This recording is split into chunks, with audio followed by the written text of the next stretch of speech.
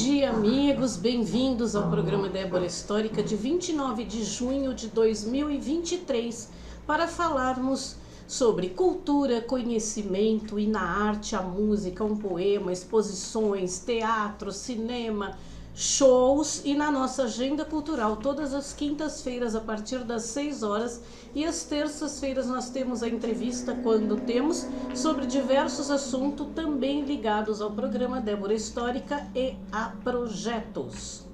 Em junho agora de 2023 eu iniciei com a artista plástica Lenora Teles Pires para um trabalho em seu canal falando de arte. Este canal, inclusive, já foi um quadro do meu programa em 2018 e nos reencontramos e a partir daí resolvemos juntar nossos conhecimentos para divulgar a arte através dela.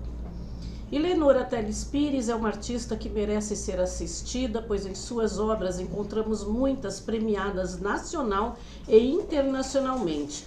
Eu peço que vocês me acompanhem nesse trabalho, inscrevendo-se no canal do YouTube Lenora Teles Pires, sigam no Instagram, @Lenora Teles Pires, @Lenorarte, e no LinkedIn. Adicionem no Facebook, participem de suas exposições, que farei questão de convidá-los. As redes sociais estão na descrição do programa, o contato sou eu mesma, né? O meu telefone é 11 São Paulo 99724 1111, eu sou assistente de arte dela.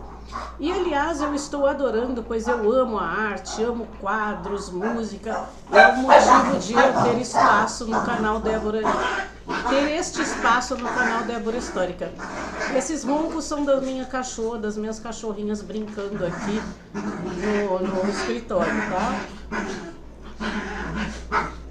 O motivo deste programa é resgatar, preservar nossas origens, memórias, histórias, as tradições de famílias, das nações e também buscar novos conhecimentos através de pesquisas e entrevistas.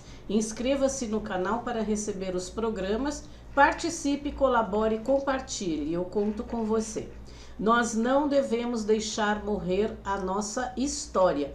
E eu volto já com o nosso próximo tema, após a apresentação do meu parceiro Estúdio Companhia Casa da Sogra. O programa Débora Histórica tem o apoio cultural de Estúdio Companhia Casa da Sogra, www.ciacasadasogra.com.br. Bom, a história da nossa região do Butantã. Hoje nós vamos falar um pouco mais do Morumbi e um pouco do bairro Monte Camel, que pertence ao distrito da Vila Sônia. Então eu vou mesclar as coisas. Eu usei um programa gravado em 1º de abril de 2021 e é o que segue agora. A São Paulo Central derrubou suas casas e casarões, suas mansões foram para o longo do centro em direção ao Jardim Europa, Pacaembu e para o Além Rio Pinheiros, no bairro do Morumbi. Lembra que eu contei a história do Morumbi? Que as pessoas que não podiam mais se sustentar na cidade Jardim, né, atravessaram o rio para vir, depois que começou a lotear o bairro do Morumbi, começaram a vir para cá. Uma história muito bacana, muito interessante.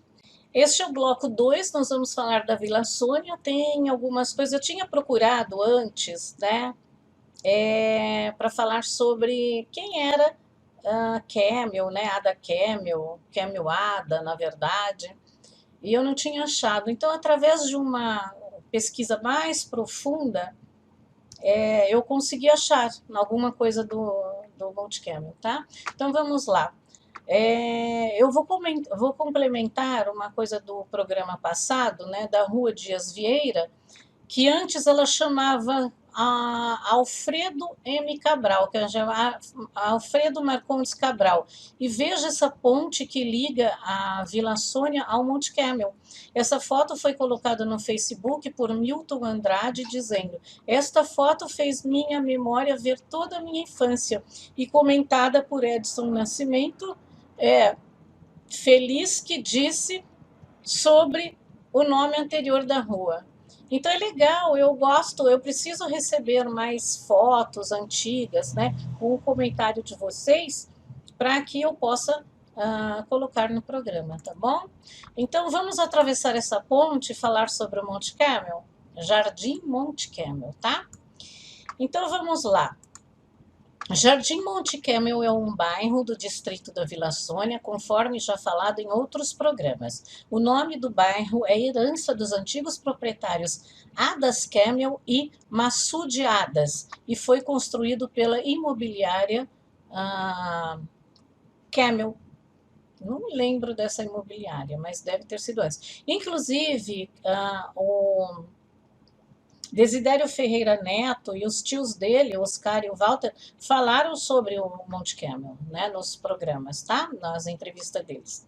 O bairro do Monte Camel é composto por 48 logradouros, sendo eles Rua Alfredo Gioielli, Avenida Cláudio Franck, Rua Comendador Francisco Petinati, eu morei lá, Rua Davi Ben-Gurion, também morei lá, Rua Davi Matarazzo, Rua Desidério Ferreira, que é o avô do Desidério Ferreira Neto, Rua Domingos Arcamendia, Rua Doutor Antônio Carlos Camargo Ferrari, Doutor Antônio Paulo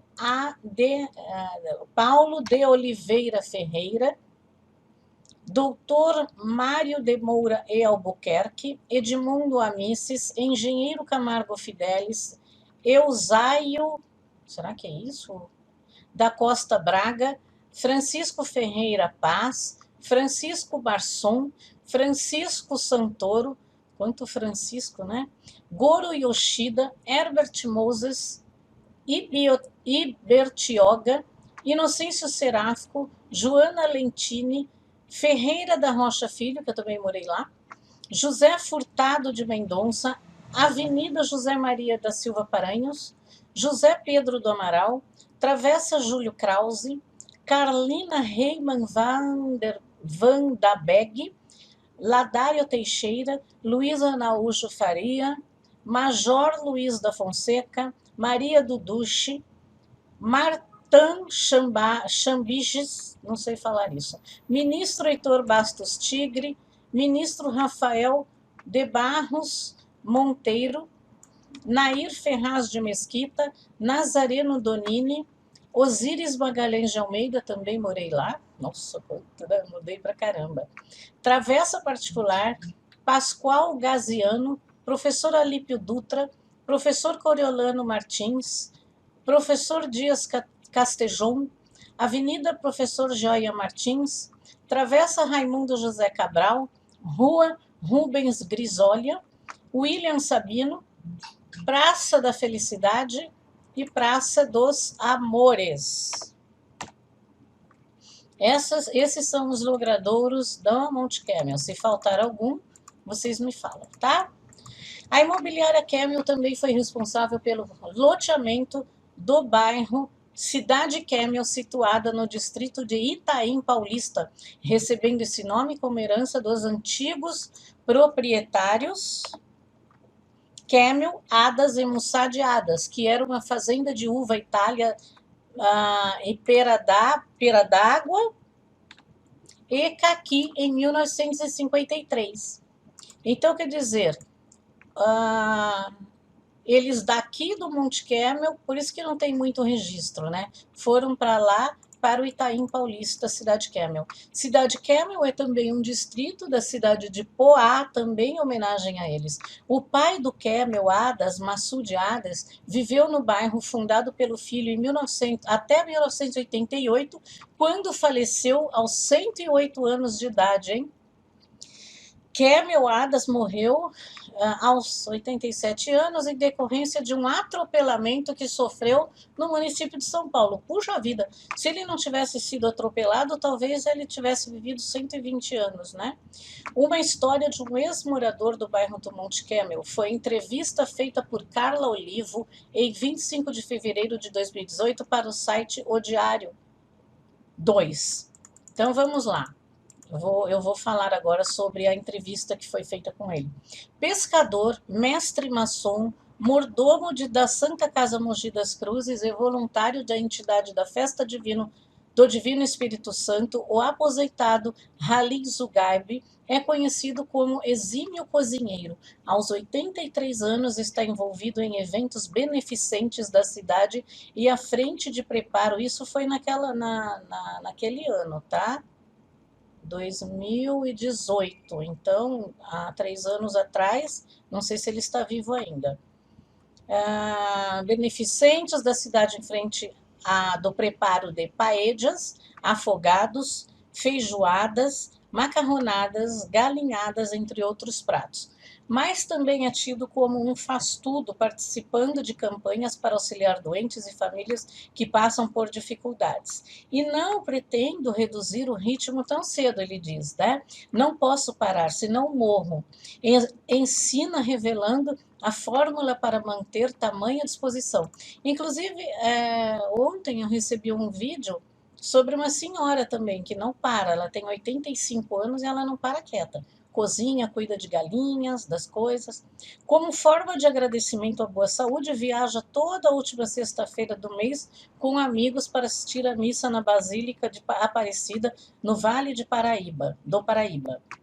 Nascido em Arealva, no interior de São Paulo, filho do imigrante sírio Khalil Zugaib e da libanesa Nassima Adas Zugaib, conheceu o trabalho ainda na infância, já que o pai era dono de padaria, e assim como os irmãos o ajudavam no balcão e na entrega de pães nas casas das famílias, tarefa que conciliou com o emprego no Banco Bradesco de Duardina, após cursar o primário e ginásio em Bauru. Em 1955, veio para a capital ajudar o tio na imobiliária Monte Carmel, responsável pela venda de loteamentos. Isso é aqui no Monte Carmel. Lá se casou e morou até 1976, quando se mudou para Mogi, que conhecia nas visitas ao irmão Khalil Zugaib. Então ele vinha daqui do Monte Carmel, né, daqui do Monte Carmel, da região, e ia para Mogi das Cruzes, e depois ele acabou se mudando para lá.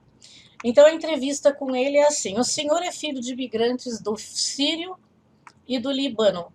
Por que seus pais vieram para o Brasil? Aí ele responde: meu avô materno, Massoud Adas, veio ao Brasil 10 anos antes da família para trabalhar e saía com uma mala vendendo roupas. Ele trabalhou a vida toda e morreu lúcido, aos 108 anos, jogando baralho até à luz de velas e sem óculos. Nossa, uau! Minha avó materna, Adas, veio para cá depois, com minha mãe e outros filhos. Já meu pai estava na guerra da França, onde chegou até comer sola de sapatos servida por falta de comida. Ai, que horror! E decidiu vir para cá sozinho e nunca mais viu os pais, Abraão e Catarina Zugaib, que ficaram na Síria. Ele conheceu minha mãe em Arealva, que na época se chamava Soturna, se casou e montou uma padaria ao lado do armazém do sogro. Onde foi sua infância? Nasci e vivi em Aurealva até 1944, quando fomos para Duartina. Era uma família numerosa, com 8 filhos: Halim, Abraão, Elias, Calim, Olga Aparecida, Lourdes, Eunice e Michel. Puxa, os outros tiveram nomes brasileiros, né? Estudei o primário e o colegial em Bauru, mas desde os 9 anos já ajudava meu pai na padaria e colocava caixas para subir e conseguir ter altura para atender os clientes no balcão. Olha que legal! E hoje as crianças, né, de 14, 15, 16 anos não podem trabalhar, né? Eu, inclusive, eu lembro que o meu pai, eu lavava louça, fazia as coisas, tudo. E o meu pai fez um banquinho, né, para que nós subíssemos no banquinho para lavar louça na pia. Então, e nós estamos vivos e saudáveis, né? Não tem nada de mais trabalhar, gente. Precisa acabar com isso, esse negócio de que criança não pode apanhar, criança não pode fazer serviço de casa. Pode sim. Inclusive os japoneses no Japão fazem serviço, e outras pessoas também, não tem essa não, né? Também saía com a cesta de pães nas costas para entrega na casa das famílias, no tempo em que trabalhava no Bradesco. Foi assim até 1955, quando meu tio foi até lá me chamar para trabalhar com ele na imobiliária Monte Camel, em São Paulo, aqui no Monte Camel. Vendíamos loteamentos de segunda a segunda-feira na capital e também em Poá, no bairro que passou a se chamar Cidade Camel, também lá, né? Imobiliária Camel lá. Durante a semana eu ficava no escritório e aos sábados e domingos trabalhava no loteamento. Então, veja bem, gente, que não tem nada de mais trabalhar. Eu também, olha, como a minha mãe trabalhava, eu via que a minha mãe chegava super cansada e tinha aquele monte de roupa para lavar, que meus pais tiveram 5 filhos. Então, tinha roupas de 7 pessoas. E aí, um dia, eu lembro até que eu peguei e falei assim, vou lavar roupa para minha mãe. E aí, eu lavei roupa. Eu tinha 12 anos, eu lavava e passava, arrumava a casa, tudo. E eu lembro que minha mãe ficou muito feliz que um dia ela chegou do trabalho cansada, acho que ela pensou, nossa, vou ter que lavar aquele monte, aquele tanque imenso de roupa. E quando ela chegou, tu estava pondo a última roupa no varal. Isso me fez, inclusive, ser excelente dona de casa, porque eu lavo e passo roupa muito bem mesmo. Bom, a fonte são diversas pesquisas da internet, tá ok?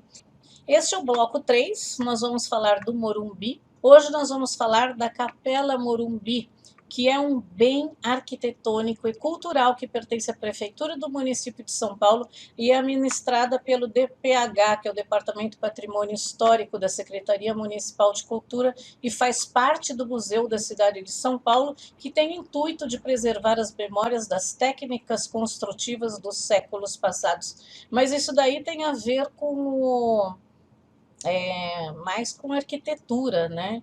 Por isso, mas nós temos que preservar a nossa história, não só a preservar as memórias técnicas, né? E sim a nossa história também.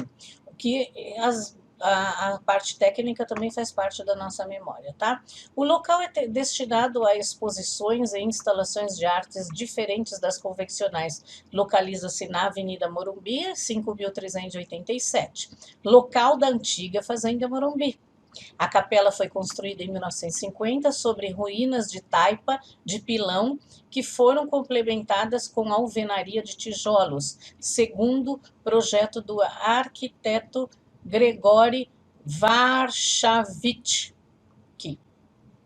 A revitalização da capela foi iniciada em 1979 com o objetivo de transformá-la em um local estável para a realização das atividades culturais. As paredes do batistério contam com afresco da pintura de Lúcia Suane, que representou a cena do batismo de Cristo e anjos com fisionomias de índio na parede do local. A restauração foi inaugurada em 1980 e desde então a capela é aberta ao público. As ruínas da capela são de grande relevância para a referência histórica de uma prática religiosa comum na cidade de São Paulo, no tempo em que as propriedades rurais distantes dos centros urbanos precisavam suprir as necessidades de culto e devoção religiosa de seus moradores, ou seja, a imposição da Igreja Católica que todos fossem católicos. Porque eu lembro até que quando eu entrei na escola, meus pais eram crentes, né? E aí a diretora era muito preconceituosa. Não adianta vocês falarem que não, tá? Ela era muito preconceituosa. Então, na verdade, para a sociedade, nós devíamos ser católicos, loiros, né? Meu pai era loiro de olho azul e a minha mãe era parda, né? E devíamos ser ricos também. E a riqueza sempre é aquilo que você tem e não aquilo que você é, infelizmente, né? Eu prefiro ser rica no meu conhecimento a ser rica na matéria. Claro que eu gosto de ser rica na matéria também, adoro dinheiro, né? Apesar de que eu faço esse trabalho por gosto mesmo. Então, infelizmente, assim, hoje eu lembro que eu respondo várias pesquisas e é tudo que você tem. Você tem micro-ondas? Eu não tenho micro-ondas, eu sou contra micro-ondas, né? Você tem, sei lá, o que que perguntam, né? Um monte de coisa. Você tem isso, tem aquilo, que tem aquele outro. Gente, não é ter, é ser. É ter conhecimento, né? Essa é a minha opinião. Até hoje não se sabe ao certo a verdadeira origem do local onde a Capela do Morumbi se encontra, mas existem 3 hipóteses históricas atribuídas à sua existência. Isso ocorre pela falta de documentos que comprovem a história verdadeira. Então, a sua história, né, que é no início do século XIX, o bairro do Morumbi, em São Paulo, era apenas uma grande fazenda com cerca de 700 alqueires, isso é uma coisa à parte que eu estou lendo, tá? E muito distante do centro urbano da cidade de São Paulo, bem próximo à casa da sede da Fazenda Morumbi, antiga propriedade do inglês John Hood, que eu já também falei para vocês, que se dedicava ao plantio de chá preto. Estava localizada em uma edificação que conservava paredes de taipa daquela época. Devido à falta de documentos históricos, não se sabe qual a finalidade do local, parará, e o documento mais antigo de lá foi de 1825, e eu estou pleiteando esse documento, todos os documentos da fazenda, para fazer uma bela história, tá? Então vamos lá. Em 1912, o arcebispo de São Paulo concedeu autorização para a celebração de missas na capela, que na época possuía apenas uma imagem de São Sebastião e um crucifixo. No entanto, devido ao estado de abandono, a capela ruiu em parte. Iconografias encontradas na propriedade mostram que em 1936 existiam apenas restos das paredes de taipa de pilão no local. Existem as 3 hipóteses que eu tinha falado anteriormente da construção da Capela do Morumbi. A primeira é que ela era consagrada a São Sebastião dos Escravos. A segunda que era um local, provavelmente uma capela, onde ficavam as sepulturas dos proprietários da fazenda, algo comum que já naquela época não existiam cemitérios.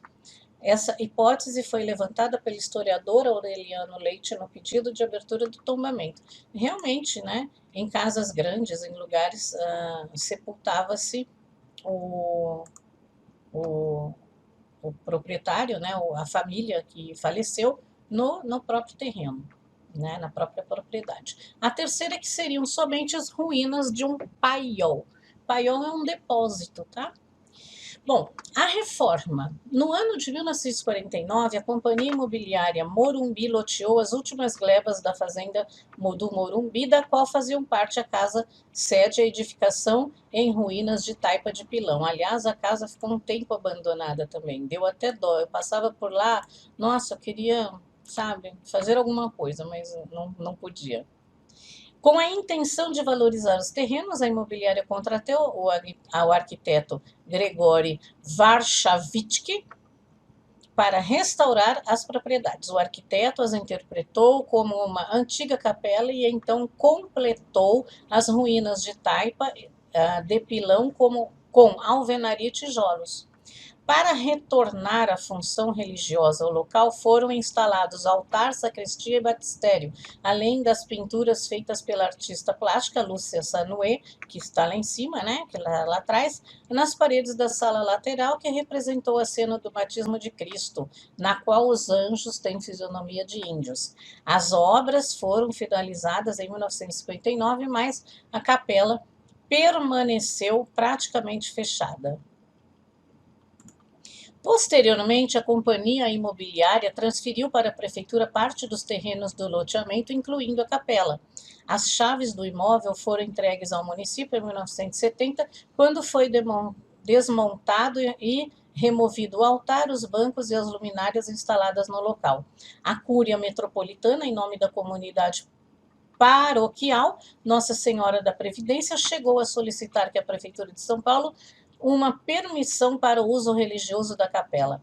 No entanto, em 1975, o extinto Departamento da Cultura da Prefeitura Municipal de São Paulo, preocupado com a preservação do bem patrimonial, solicitou e seguiu ficar com a guarda da capela.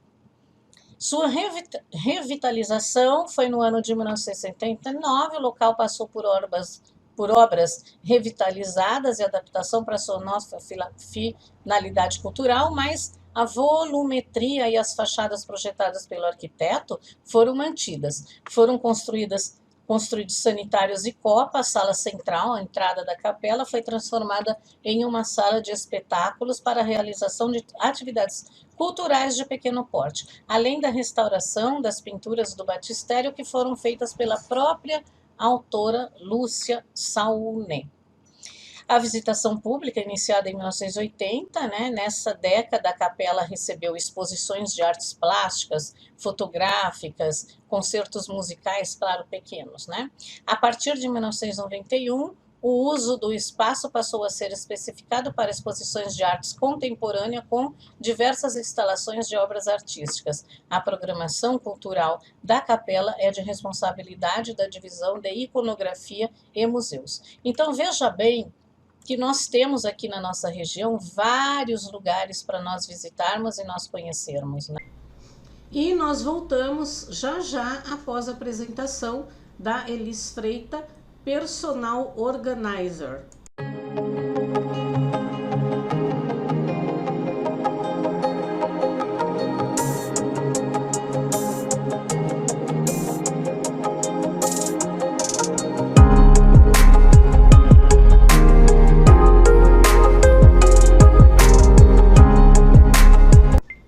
Vamos falar de arte? Nós temos a exposição Luz e Mistérios de Carmelo Gentil na loja Amorque de São Paulo até 16 de julho de 2023. A curadora é a Lenora Teles Pires. Vejam os quadros Mulheres premiados nacional e internacionalmente da artista plástica Lenora Teles Pires.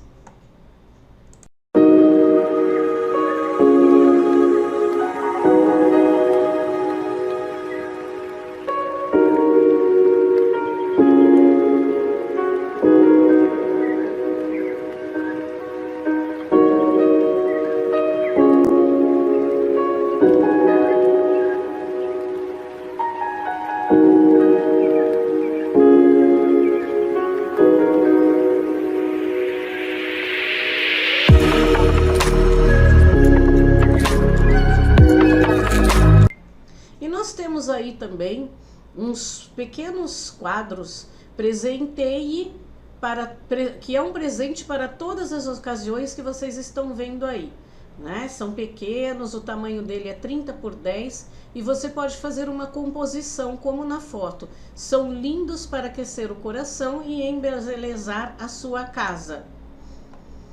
No Falando de Arte, no programa da Lenora Teles Pires, nós temos a exposição de Eduardo Vilela na loja Amorque, São Paulo. Inscrevam-se no canal da Lenora Teles Pires ou Ledorarte e o link para vocês verem está na descrição do programa. E aí está explicando o que é também a Amorque. Okay? Dicas de programas. Eu mudarei a programação a partir de julho. Então, se você tem curiosidade em saber sobre a maçonaria, assista a entrevista de Amilcar Alabarce Matias e tire suas dúvidas. O link está na descrição do programa. Saiba mais sobre a arte terapia e aproveite e assista no YouTube. Os links estão na descrição do programa. Nós temos dois, que é um no meu canal, Débora Histórica, e o outro é no canal da Lenora Teles Pires. Saiba também um pouco sobre a mumificação no Antigo Egito. O link está na descrição do programa, é como era a mumificação, tem a história, cultura e religião do Antigo Egípcio também, é uma palestra da Raide Matias e o Amilcar Alabarce Matias. O link também está na descrição do programa. E nós voltamos já após a apresentação do Ateliê Marlene Olim.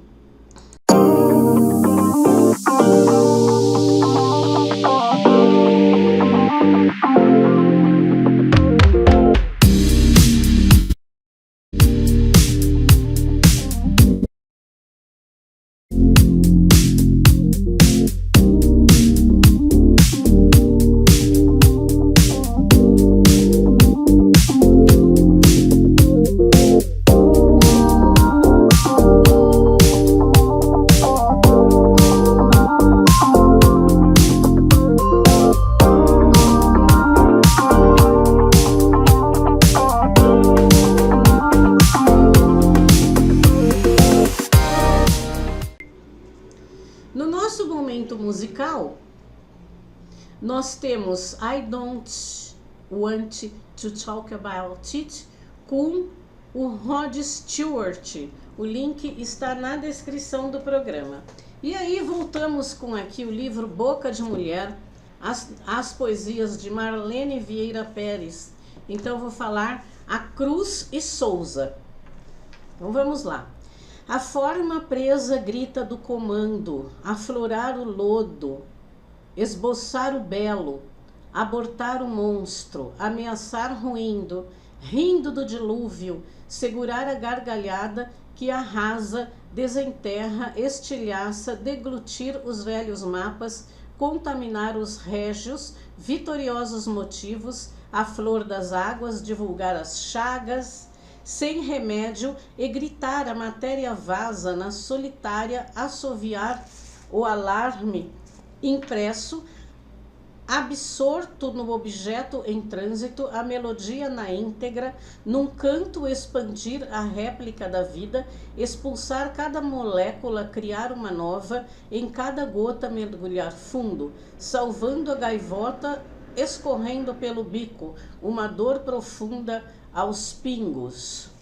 Então este é o poema dela. Eu gostaria que ela fizesse a declamação, porque eu não sei declamar os poemas dela, mas tudo bem, o importante é que a gente passe a mensagem. Parabéns, querida professora e amiga. Na nossa agenda cultural, né, tem as entrevistas às terças no programa Olhar Cidadão, e às quintas-feiras o programa Talk Clóvis Ribeiro. Os dois são das 12 às 13, tá? O Clóvis Ribeiro é apresentador e diretor de programação da Rádio Cidadã FM. O contato para agenda e divulgação é DDD 11 992025160, 992025160 na Rádio Cidadã FM. Nós temos também a Mostra de Cinema Italiano na Rua Rui Barbosa. Então, no dia 3 de julho, que é a próxima segunda-feira, o filme é O Magnífico Traído, de Antonio Pietrangeli, de 1964. No dia 10/7 de julho, nós temos La Parmigiana, de Antonio Pietrangeli, também, de 1963.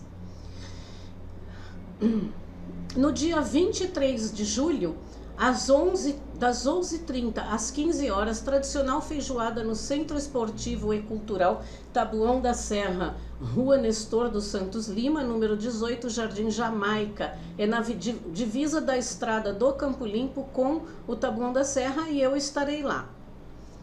No dia 29 de agora, hoje, tem o lançamento do roteiro histórico e cultural da região do Butantã, na Associação Comercial Distrital Sudoeste, às 19 horas, na Rua Alvarenga 591, Butantã. Nós vamos ter uma apresentação muito bacana, vai ter um buffet, tá? Então eu acho que vale a pena você ir, não para você participar do buffet, mas para você participar da história da sua região, da história da sua vida, da história da vida da sua família, quando você veio para cá, ok? E no dia 20 de agosto, né, aqui não está na ordem cronológica, desculpem, não lembrei de colocar.